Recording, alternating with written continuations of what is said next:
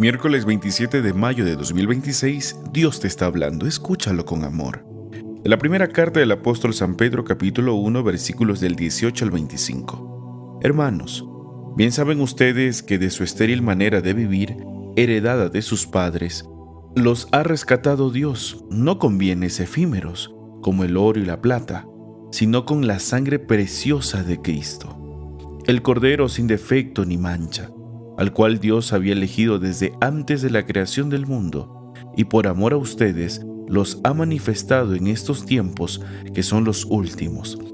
Por Cristo ustedes creen en Dios, quien lo resucitó de entre los muertos y lo llenó de gloria, a fin de que la fe de ustedes sea también esperanza en Dios. Así pues, purificados ya internamente por la obediencia a la verdad que conduce al amor sincero a los hermanos, ámense los unos a los otros de corazón e intensamente, porque han vuelto ustedes a nacer, y no de una semilla mortal, sino inmortal, por medio de la palabra viva y permanente de Dios. En efecto, todo mortal es hierba y toda su belleza es flor de hierba. Se seca la hierba y cae la flor. En cambio, la palabra del Señor permanece para siempre. Y esa es la palabra que se les ha anunciado. Palabra de Dios, te alabamos, Señor. Del Salmo 147. Demos gloria al Señor. Demos gloria al Señor. Glorifica al Señor, Jerusalén. A Dios ríndele honores, Israel. Él refuerza el cerrojo de tus puertas y bendice a tus hijos en tu casa. Demos gloria al Señor. Él mantiene la paz en tus fronteras. Con tu trigo mejor sacia tu hambre. Él envía a la tierra su mensaje y su palabra corre velozmente. Demos gloria al Señor. Le muestra a Jacob su pensamiento, sus normas y designios a Israel. No ha hecho nada igual con ningún pueblo, ni le ha confiado a otro sus proyectos. Demos gloria al Señor. El Santo Evangelio según San Marcos, capítulo 10, versículos del 32 al 45. En aquel tiempo Jesús y sus discípulos iban camino de Jerusalén y Jesús se les iba adelantando. Los discípulos estaban sorprendidos y la gente que los seguía tenía miedo. Él se llevó aparte otra vez a los 12 y se puso a decirles lo que le iba a suceder. Ya ven que nos estamos dirigiendo a Jerusalén y el Hijo del Hombre va a ser entregado a los sumos sacerdotes, a los escribas. Van a condenarlo a muerte y a entregarlo a los paganos. Se van a burlar de él, van a escupirlo, a azotarlo y a matarlo, pero al tercer día resucitará. Entonces se acercaron a Jesús Santiago y Juan, los hijos de Zebedeo, y le dijeron: Maestro, queremos que nos concedas lo que vamos a pedirte. Él les dijo: ¿Qué es lo que desean? Le respondieron: Concede que nos sentemos uno a tu derecha y otro a tu izquierda, cuando esté en tu gloria. Jesús les replicó: No saben lo que piden. ¿Podrán pasar la prueba que yo voy a pasar y recibir el bautismo con que seré bautizado? Le respondieron: Sí podemos. Y Jesús les dijo: Ciertamente pasarán la prueba que yo voy a pasar y recibirán el bautismo con que yo seré bautizado. Pero eso de sentarse a mi derecha o a mi izquierda, no me toca a mí concederlo. Eso es para quienes está reservado. Cuando los otros 10 apóstoles oyeron esto, se indignaron contra Santiago y Juan. Jesús reunió entonces a los 12 y les dijo: Ya saben que los jefes de las naciones las gobiernan como si fueran sus dueños, y los poderosos las oprimen. Pero no debe ser así entre ustedes. Al contrario, el que quiera ser grande entre ustedes, que sea su servidor. El que quiera ser el primero, que sea el esclavo de todos.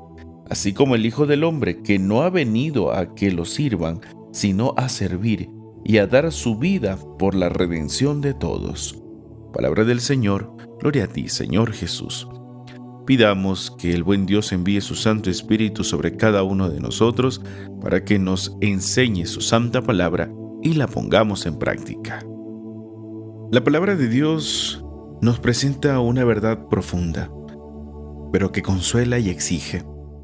Cristo nos ha rescatado no con cosas pasajeras, sino con el precio infinito de su propia sangre.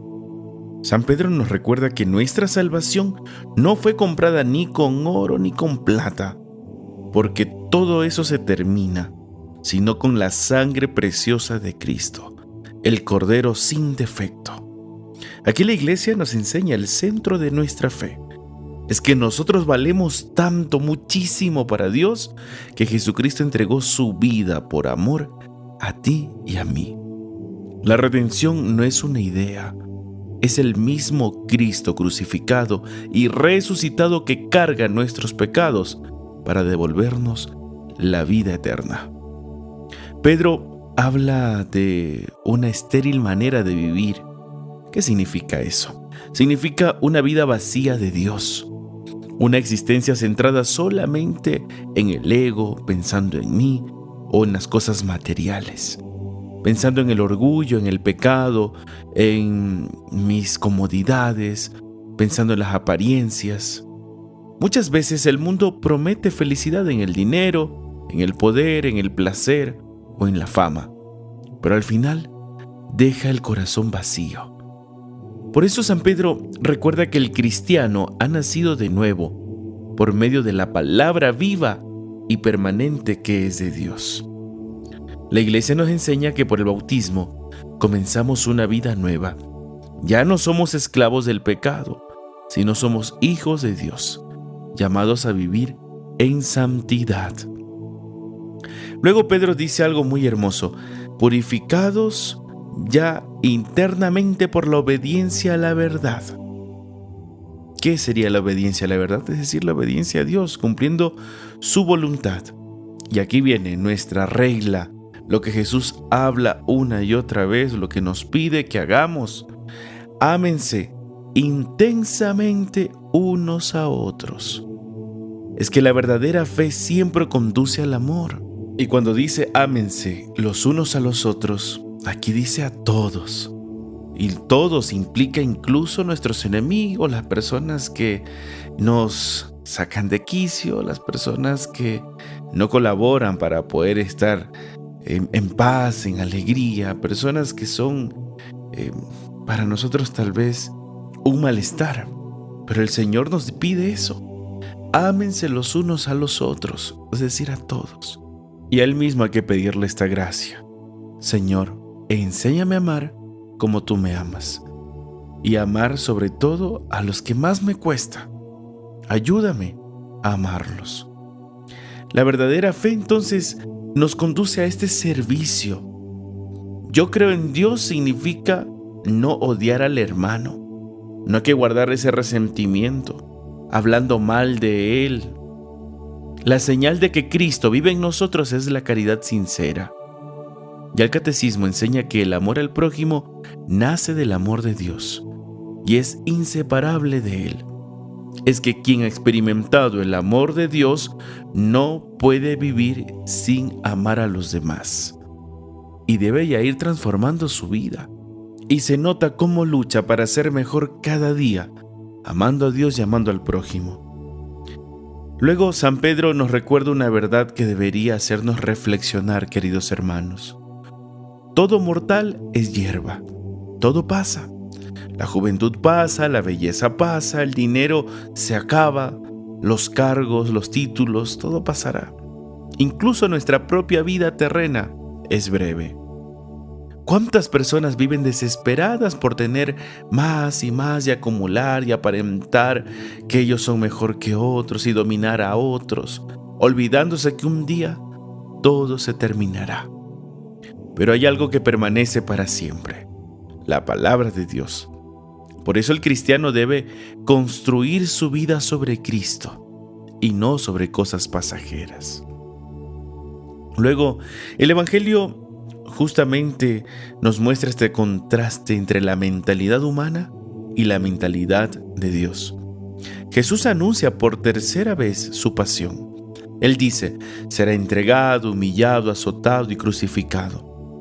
Mientras Cristo habla de entrega y sacrificio, aparece Santiago y Juan, que estaban pensando en puestos de honor.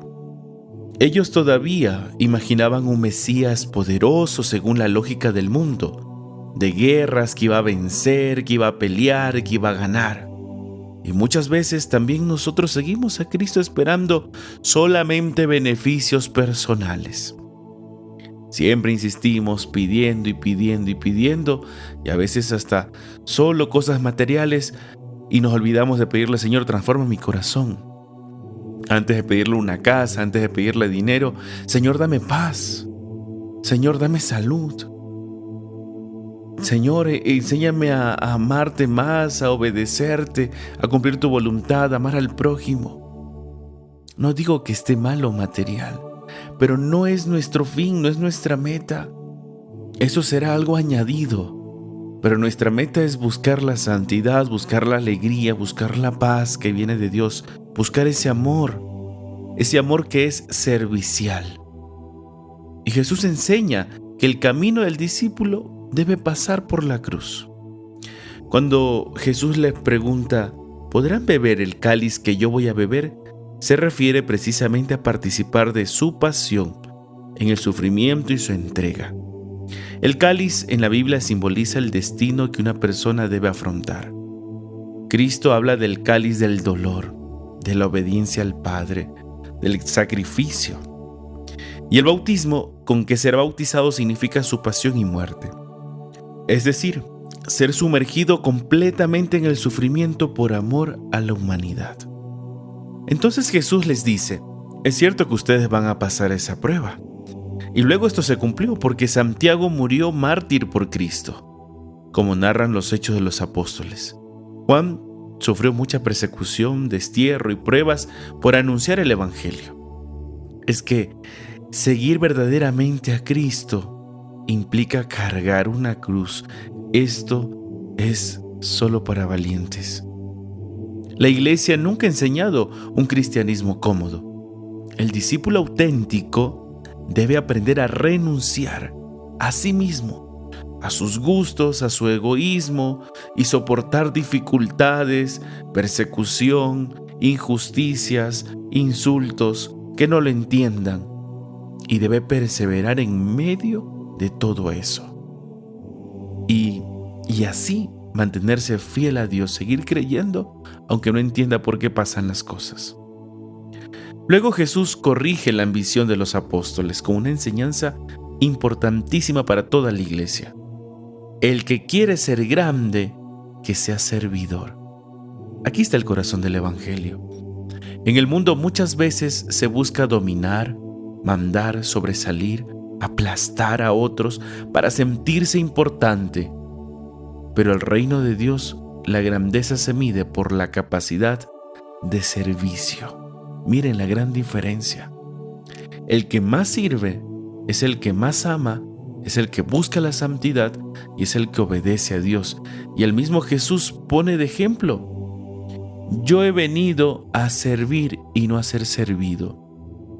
Él vino a ayudar, Él se compadecía, Él estaba con los más pobres, con los más necesitados, con todos, también con los ricos, con los pecadores, con todos. Él quería que todos se salven.